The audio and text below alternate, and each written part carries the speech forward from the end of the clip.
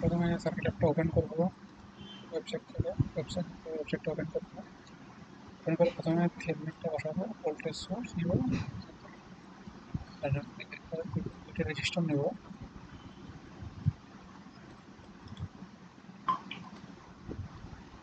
রেজিস্টারগুলোকে ওয়্যারগুলোকে connect করলাম আমরা নিচে। কানেক্ট করার পর একটা গ্রাউন্ড নিলাম, সে নেগেটিভ ভোল্টেজ সোর্সে নেগেটিভ প্রান্তে গ্রাউন্ডটা কানেক্ট করলাম। একটা রেজিস্টার মান দিলাম 0.8 ওহম,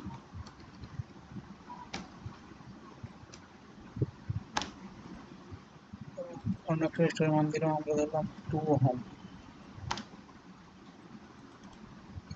ভোল্টেজ সোর্সের মান দিলাম 11.2 ভোল্ট ধরলাম আমরা। এটা হচ্ছে আমাদের সার্কিট। এটা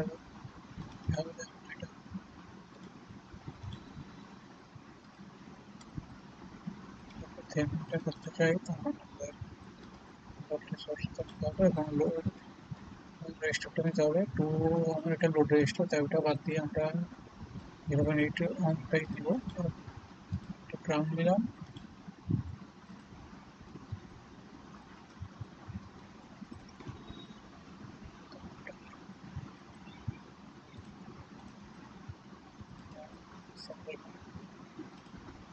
এটা করবো ডিএসএল দিয়ে আমরা দেখবো এটা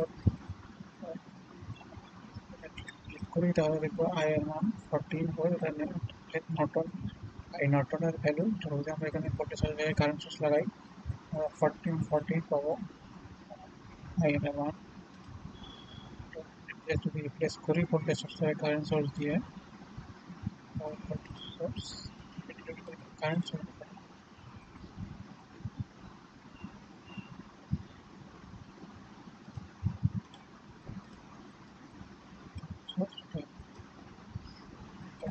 কানেক্ট করে দিলাম এবং ভোল্টেজ সোর্স কানেক্ট করছিলাম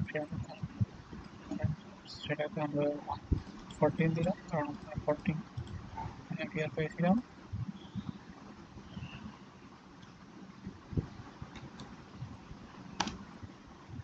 এরপর আমরা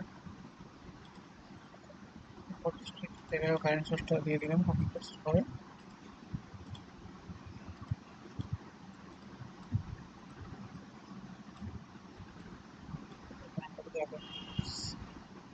সিমুলেট সিমুলেট করে দিয়ে দেখি আমাদের সেই 11.2 আসবে, আমরা করছিলাম।